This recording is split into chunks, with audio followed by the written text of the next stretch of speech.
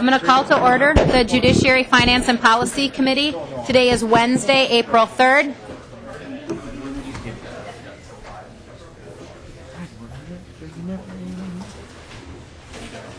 There's currently two bills on the agenda, House File 80 and House File 1160.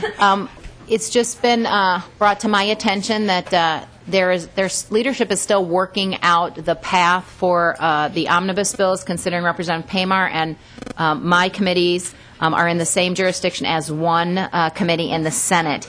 And so I'm going to be removing House File 80 from the agenda, as that actually may end up being the vehicle bill come Tuesday. So I just want folks to know that the DE amendment will be, of course, the contents, but if House File 80 becomes the vehicle bill, then the policy of that bill would end up being added to the DE amendment. So at this point, I'm just then going to do a walkthrough of the proposed Judiciary Policy and Finance bill. We're not planning to take testimony today. We just want everyone to get the information about what's in the bill. Amendments then would be due Monday by 2:15 to my committee administrator. And then Tuesday we will be hearing the bill, taking public testimony, voting on any amendments, and voting on the bill. So any questions from members?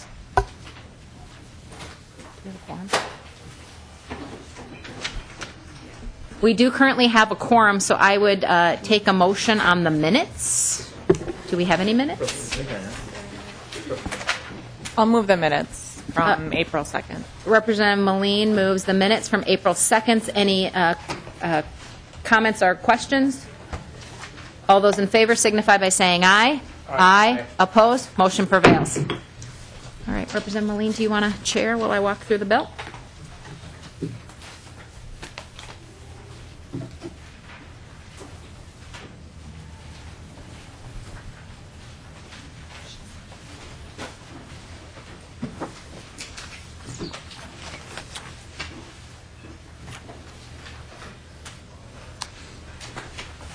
Representative Hilstrom to House File 1160. Thank you. Members, I want to work off the DE1-4 as well as the spreadsheet that should be in your packets. Members, there was a basic small amendment that was sent out to members and reposted on the website.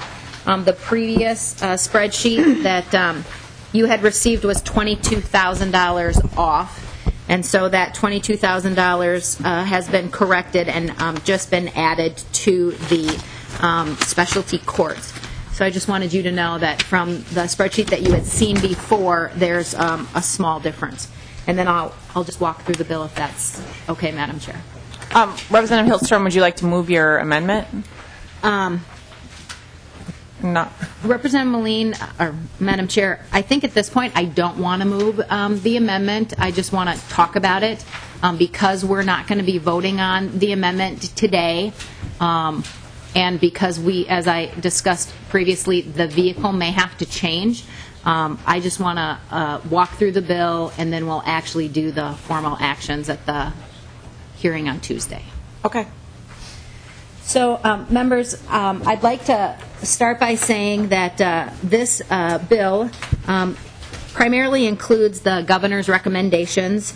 However, rather than the 4% and 4% increase for judges, as was recommended by the governor, this has a 3% and 3% increase for judges.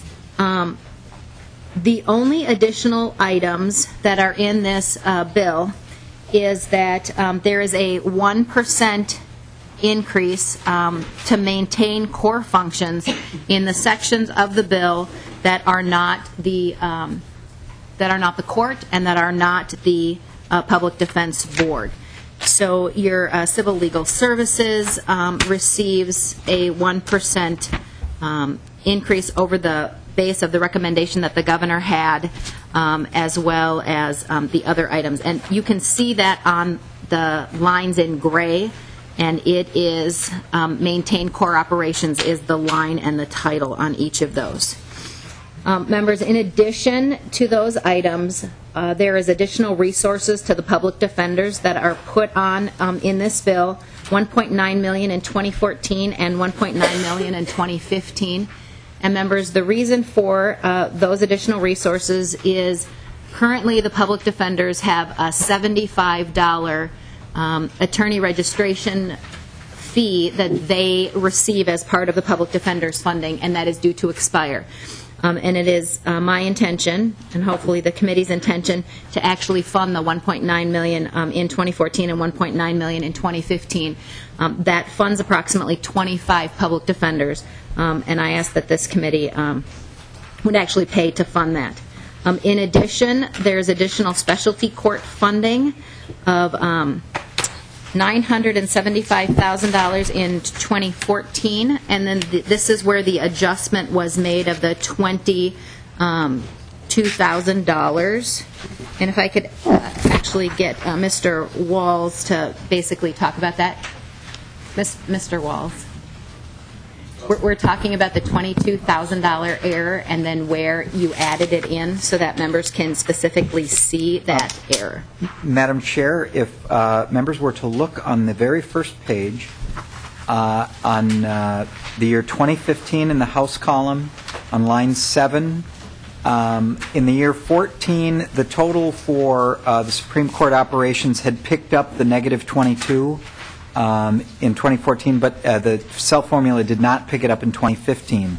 So that was corrected, which saved the committee $22,000. That fell to the bottom line.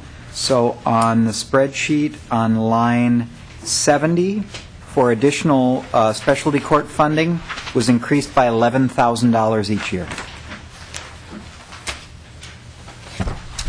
So, members, and then in addition, Representative Moline had a bill that talked about judge reimbursement and the implementation for, in particular, housing for judges in the Court of Appeals who live in Greater Minnesota. That is in the bill at $46,000 in 2015 and $115,000 in 2016.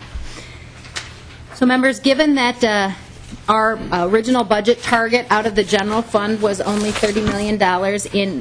In order to be able to fund the items that are on this spreadsheet, we needed to look at increasing fees within our jurisdiction. Originally, the amount of money that was, again, requested from the Supreme Court was $34 million. That was over the base. And when you added in the other items that the governor had requested for the public defenders and other areas that are within our jurisdiction, that over base increase request was $44 million. The amount we received was $30 million from the general fund, and anything we wanted to spend over that, we needed to raise within our budget.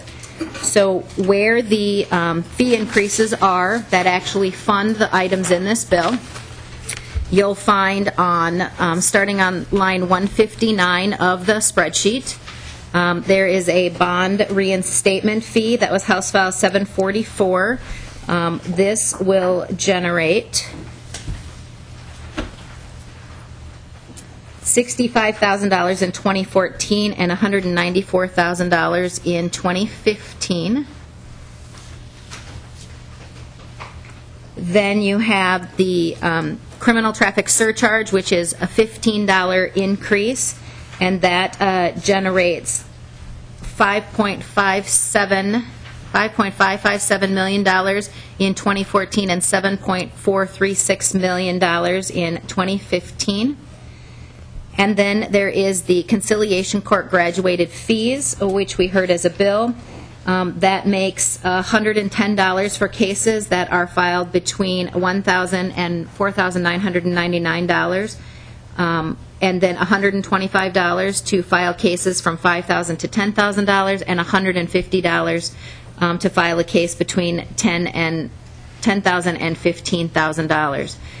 That generates $1.673 million in 2014 and $2.311 million in 2015. The only other item that is an increase in fees is for court technology. Members, we've had discussion about a special revenue fund to pay for the update of court technology for partners, in particular the public defenders, and technology that's used by pro se defendants.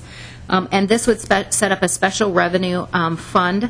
Originally, I had talked about a $5 fee, but we are doing $2 in this bill, which would generate $2.538 million in 2014 and $3.046 million in 2015.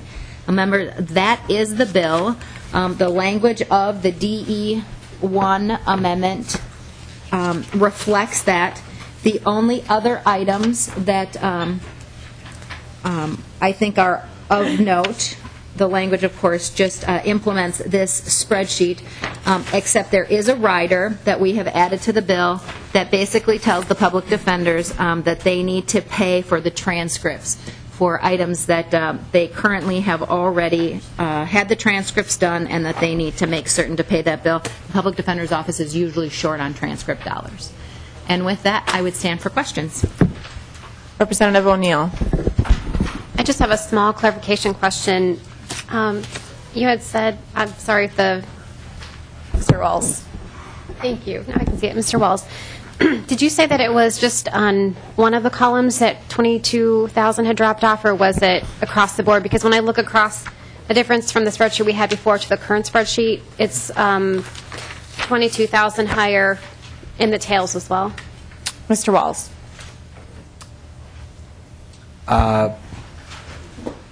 Madam Chair, Representative O'Neill, the only error I was aware of was in year 2015. 2015, as you can see, is if you look at 2016 and 17, the base number is the same, the maintained core operations is the same, the $22,000 savings is the same, and the totals are the same in 15, 16, and 17. I believe the only one that was changed was in 2015. Representative O'Neill. So the spreadsheet, at least from the original one that we had before the meeting, is 22, compared to the new one, is 22,000 more for the 14-15 biennium and the 16-17 biennium. So that's 44,000 different, not 22. Mr. Walls. Representative O'Neill, are you saying under Supreme Court? It's $22,000 difference? The specialty courts? The specialty courts were raised $11,000 a year per year, and were raised in the tails as well. Representative O'Neill. Okay, so it was raised in the tails as well, but there was only one error in one of the years in 2015 for 22,000. So how do we get more in the tails then? Mr. Walls. Madam Chair, Representative O'Neill, the committee has a target that applies to the 14 and 15 biennium and suggested parameters for 16 and 17. There is no budget resolution that applies to 16 and 17. So the increase to the specialty courts was made permanent. Okay. Other questions from members?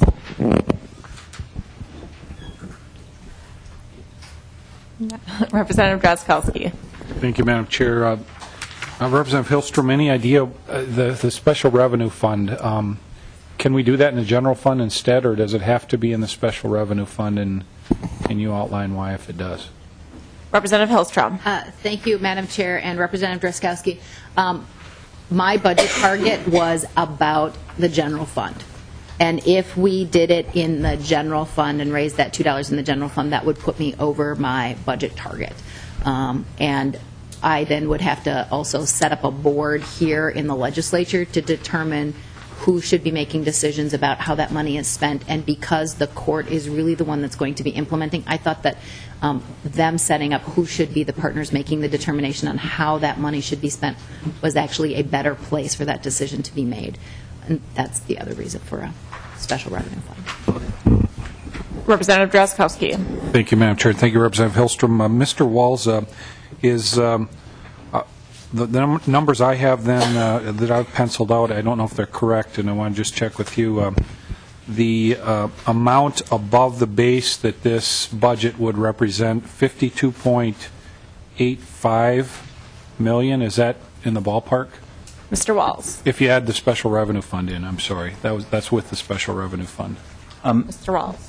Madam Chair, Representative Drazkowski, the committee was granted $30 million in general fund over the base. In addition to that, we raised 17 and a quarter in general fund revenues and are now raising $5.6 million in special revenue fund.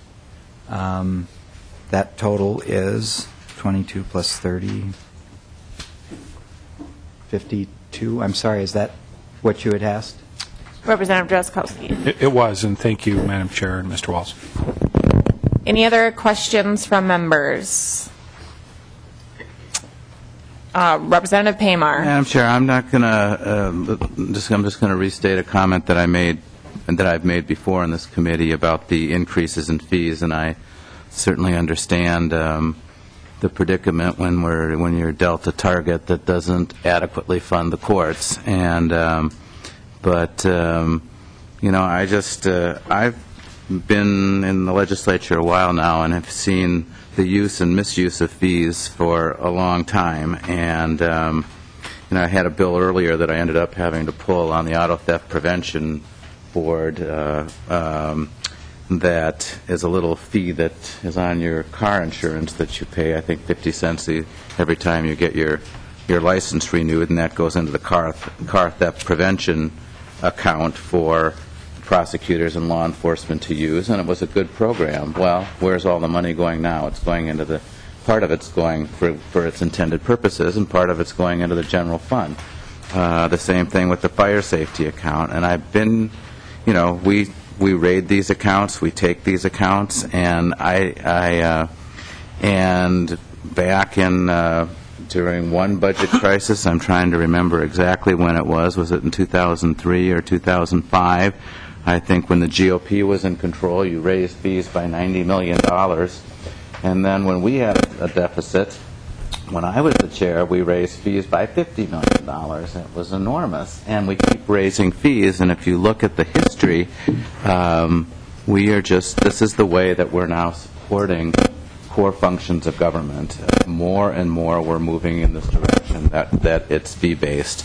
And I'm pleased that there are not as many fee increases that I thought there might be, but when you think about some of these surcharges that are, you know, that's $13 million over the biennium with an additional $15 traffic surcharge. And I worry about, you know, that this is the way we're now funding government, is that we'll see less money coming from the general fund, and then chairs will have to look at creative ways of raising fees. But, you know, the public pays for all of this.